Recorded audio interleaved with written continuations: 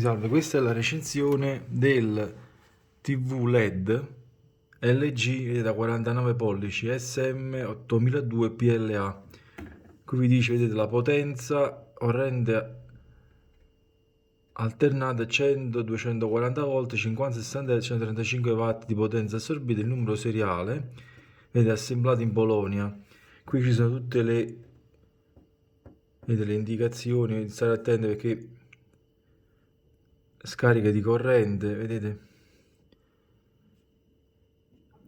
Per quanto riguarda le varie prese, qui abbiamo lo slot, vedete, per la card. Qui abbiamo, vedete, due porte HDMI, la 1 e la 2, che è la versione ARC. La versione HDMI ARC è praticamente progettata per ridurre la quantità di cavi tra il TV e l'impianto di home theater esterno o soundbar. Il segnale quindi audio è in grado di viaggiare in entrambe le direzioni da e verso gli altoparlanti, migliorando così la qualità del suono e la latenza del segnale. Quindi non sarà necessario collegare un altro cavo ottico o audio a un altoparlante che supporta la funzione HDMI ARC. Poi qui abbiamo, vedete, qui ho collegato la soundbar tramite il cavo ottico anziché il cavo HDMI che deve essere almeno 1.4. Questo è il cavo HDMI, vedete, le altre due porte 3-4, quindi sono 4. Poi abbiamo due porte USB, questa qui e questa qui. Qui abbiamo il cavo LAN. Questo è, vedete, sono la presa AV, vedete, c'è il cavo giallo, rosso e bianco che sono per l'audio, il video. Poi abbiamo la presa del satellite, ovviamente la televisione ha il digitale terrestre incorporato T2 e il decoder satellitare incorporato S2, e poi abbiamo il cavo dell'antenna TV normale. E ovviamente, avendo il decoder di Sky, ho collegato sia l'antenna satellitare che quella terrestre dietro al decoder di Sky, quindi queste porte sono inutilizzate.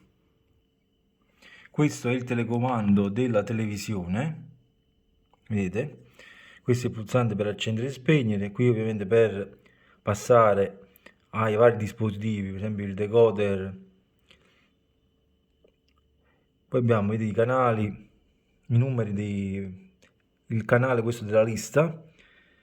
Poi abbiamo lo 0, che è anche per l'accesso veloce alle varie applicazioni. Qui c'è il volume, suono muto, qui c'è la freccia per cambiare i canali, questo è il pulsante per utilizzare i comandi vocali della TV e anche Alexa. Questo per entrare nel menu dell'applicazione, le impostazioni, qui ci sono le frecce, specie di mouse, che il telecomando prevede anche il mouse oltre che le frecce. Qui c'è la rotellina per andare avanti oppure per dare ok premendo. Qui c'è ovviamente la freccia per tornare indietro, la guida TV, questo è per passare alle varie sorgenti della televisione, quindi HDMI o USB. Qui abbiamo il pulsante, ovviamente se è cancellato, abbiamo Netflix, Prime Video, e poi abbiamo ovviamente questi pulsanti qui che servono per le varie impostazioni, per esempio l'audio, il video, i sottotitoli e così via. Poi qui abbiamo il pulsante, vedete, per nel caso di inserite una chiavetta USB o un videoregistratore per andare avanti, per andare indietro e per stoppare. Vi faccio vedere l'accensione della televisione. Vedete, LG. Vedete, questa è la televisione accesa. Terribile per tante persone comuni, perché noi Io in questo caso ho la soundbar, quindi non utilizzo il telecomando della televisione, ma utilizzo il telecomando di Sky per diminuire e abbassare il volume. Vedete, la soundbar, volume. Adesso vi faccio vedere le varie funzioni del telecomando. Vedete, premendo questo pulsante qui in alto, Vedi, ho cambiato, vedi, sorgente, però non avendo nulla collegato, solo il decoder passa con questo pulsante centrale qui, vedete? Tenendo premuto, qui vedete c'è l'accesso rapido, potete mettere tutte le applicazioni che volete. In questo caso vedete io ho 1 foto video, 2 il browser, 3 DAZN. Poi premendo il tasto, vedete qui tornare indietro, si toglie. Poi faccio vedere la funzione mouse, vedete? Muovendo il telecomando, vedete compare la freccia e potete utilizzarlo come mouse. Premendo, vedete il pulsante qui della casetta, vedete nel menu impostazioni. Qui ci sono tutte le applicazioni installate, vedete poi c'è vari sottomenu, per esempio se andate qui,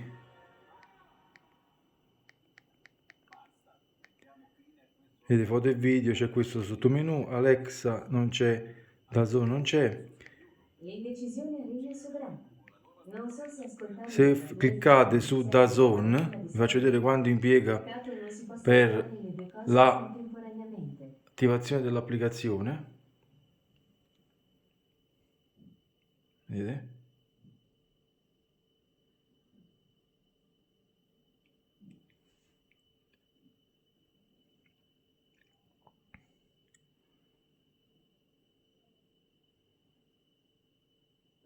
Ecco qui. Poi cliccando sulle impostazioni, vedete qui avete un sottomenu, vedete qui potete scegliere la modalità, vedete standard, vedete eco e così via, cinema, sport, gioco, effetto HDR, esperto, nitidezza, standard. Poi abbiamo qui, vedete originale, formato 4 terzi, zoom verticale, zoom orizzontale, 16 noni. Abbiamo qui l'audio, potete scegliere standard,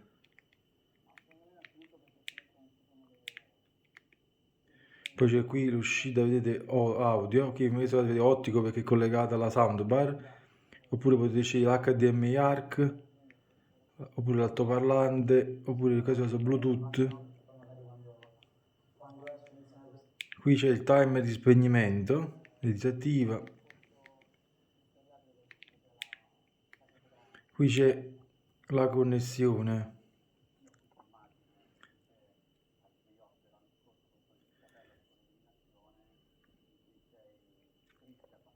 C'è il menu più espanso, vedete qui immagine, potete scegliere 16 nodi, risparmio energetico, il test di immagini, impostazioni aggiuntive, vedete? La modalità comfort degli occhi, modalità HDMI Ultra HD, colori profondi, modalità gaming. Poi c'è l'audio, vedete qui potete attivare, in questo caso avendo l'uscita audio ottica, vedete alcune non si possono utilizzare come il suono adattivo, che funziona soltanto se utilizzate l'audio della televisione. Poi abbiamo canali, qui si fa la sintonizzazione, la gestione, vedete? Questa è LG Channels, è un'applicazione di tutti i canali LG. Qui c'è la connessione, vedete? Potete scegliere la connessione in questo caso wireless oppure Ethernet. L'impostazione, vedete, screen share, impostazione dei dispositivi HDMI, collegamento ad altri dispositivi, vedete, per il controllo vocale, in questo caso è collegata a Amazon Alexa. Poi abbiamo generale, potete scegliere la lingua, la posizione, vedete, impostare l'area, il paese, l'ora e data, timer, i servizi di intelligenza artificiale, suggerimento, qui la gestione dell'account, LG, la modalità eco. Qui praticamente potete andare, vedete, a spegnere lo spegnimento automatico della TV senza input da parte dell'utente. Poi abbiamo impostazioni aggiuntive, qui potete andare all'avvio rapido, vedete, passare in modalità standby per accendere rapidamente la TV quando la spegni, attivando le funzioni, cioè quando prende il pulsante di spegnimento la televisione va in standby. Live Plus,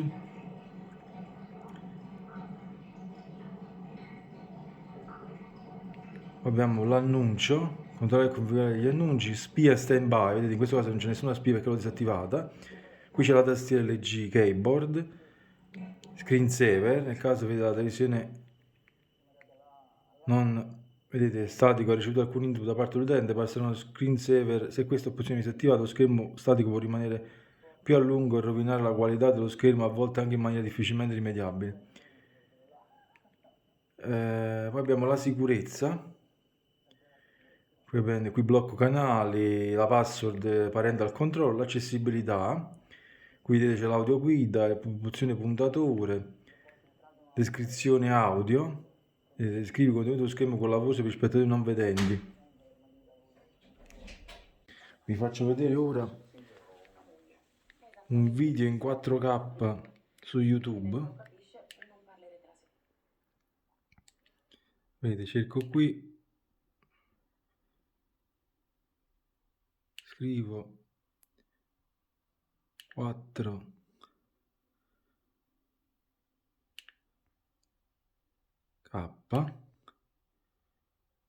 vedete? Faccio vedere com'è il caricamento. Si accendono i motori. Non vediamo l'ora che arrivi il weekend. Tutta la MotoGP e la Formula 1 in streaming a 9,99 € per il primo mese. Entra ora in app. Smart working? Sì. Vedete? Potete andare avanti e tramite la freccia faccio vedere quanto ci vuole il caricamento.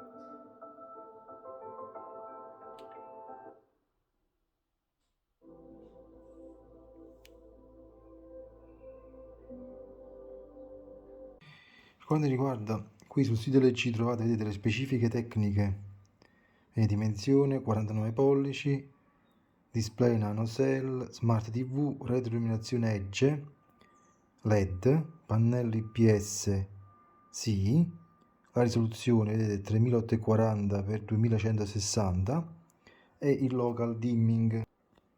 Il pannello IPS è tipico dei televisori LED, migliora la qualità dei colori. Il local dimming invece riguarda l'illuminazione, sarebbe il 2D dimming, che prevede quindi la retroilluminazione da due direzioni. Poi abbiamo il processore che è un quad core, vedete il digitale del resto come vi dicevo prima è il DVB-T2 e il satellitare è il DVB-S2. Questo C-Kony Plus 1.4 rappresenta la capacità della visione di leggere le cam. Poi abbiamo l'intelligenza artificiale LG TNQ, il riconoscimento vocale tramite Alexa, ovviamente mediante vedere l'aggiornamento software. Poi c'è la barra launcher intelligente, che è quella che vi ho fatto vedere con il pulsante della casetta. Home dashboard, ecco, sembra la stessa cosa. L'assistente di Google, potete anche questo utilizzarlo mediante l'aggiornamento software 2019. Abbiamo visto le porte HD, i suggerimenti di intelligenza artificiale in base a cosa utilizzate sulla televisione, riconoscimento automatico di dispositivi HDMI quando li collegate, poi la compatibilità, vedete, con l'AirPlay 2 e l'Apple HomeKit. Poi c'è la risoluzione 4K 60p 10 bit, l'instant game response, vedete, un refresh rate variabile e un automatico, vedete, modalità di latenza bassa latenza. Poi abbiamo l'HDR, sì, vediamo, abbiamo l'HDR 10 e il 10 Pro. Poi abbiamo anche l'HDR Dynamic Tone Mapping e le porte, vedete, sono HDMI versione 2. Miglioramento, vedete, dei colori, Nano Cell Color, la riduzione del rumore. Poi c'è la parte audio, l'Adaptive Sound Control, se utilizzate il controllo audio della televisione. C'è l'audio mono e stereo. Poi c'è il DTS, Il DTS rappresenta praticamente un'alternativa al Dolby Digital per il surround. Vedete, poi c'è il sistema diffusori 2.0, i codec audio supportati sono questi qui, l'uscita audio simultanea sì, decoder Dolby Digital sì, DTS potenza audio, vedete sono 20 watt, sono due casse da 10 watt, il Bluetooth c'è, così come l'ARC. L'ARC è quello che vi ho detto prima per quanto riguarda il cavo ottico. Poi c'è la piattaforma, vedete il sistema operativo, il WebOS 4.5, c'è l'HBBTV, c'è l'Hybrid Broadcast Broadband TV. Questa HBBTV permette l'accesso a contenuti streaming o applicazioni interattive quando si sta guardando la normale televisione. Poi abbiamo, vedete, l'App Store, sì, film, serie, on demand, vedete, qui abbiamo tutte le applicazioni. Ci sono per esempio alcune televisioni per esempio che non hanno la licenza e quindi alcune di queste applicazioni non è possibile neanche scaricarle. Poi c'è, vedete, anche le applicazioni della Mediaset Play e Rai Play, quella si chiama Mediaset Infinity. Poi c'è la Smart TV condivisione, il DLNA per il Miracast, il Magic Limb. Infatti potete proiettare qualsiasi cosa dal telefonino, dal tablet, senza collegarlo mediante cavo USB. Poi c'è la visualizzazione video a 360 gradi in realtà virtuale, l'ordinamento, vedete, di canale digitale terrestre e satellite, il riconoscimento vocale. Poi c'è la funzione di aggiuntivo, potete registrare su USB, ci inserite la USB e potete registrare dalla televisione all'USB. Vedete, poi ci sono le porte USB, qui ci sono due porte, una davanti e una di lato. Poi c'è la porta AV, l'uscita digitale ottica 1, l'uscita, vedete, composite dell'audio, una dietro. Poi ingressi HD sono due dietro e due laterali e la porta LAN. Poi qui c'è il peso della televisione, vedete, pesa 14 kg senza imballo, con imballo 18,4 kg. Con stand, cioè con il supporto per mantenerla dritta, pesa 15,5 kg. Le dimensioni, vedete, senza il supporto sono 1096 x 640 x 63,6, ovviamente in millimetri. Con l'imballo, con la stand e le dimensioni, vedete, VESA. Le dimensioni VESA sono praticamente, rappresentano le dimensioni per agganciare la televisione al supporto a muro. Questi 200 mm rappresentano la distanza orizzontale e l'altro 200 la distanza verticale. Questi sono per le televisioni fino a 32 pollici. Per le televisioni, per esempio, c'è anche la VESA 400x400, che è quella quindi per i televisori oltre i 60 pollici e così via. Poi abbiamo l'accessorio, abbiamo il telecomando puntatore, TV SAT, la TV Cam Ready e l'HBTV, vedete, versione 2.0 superiore. La classe energetica è la A, vedete, vanno da A con triplo più fino a D.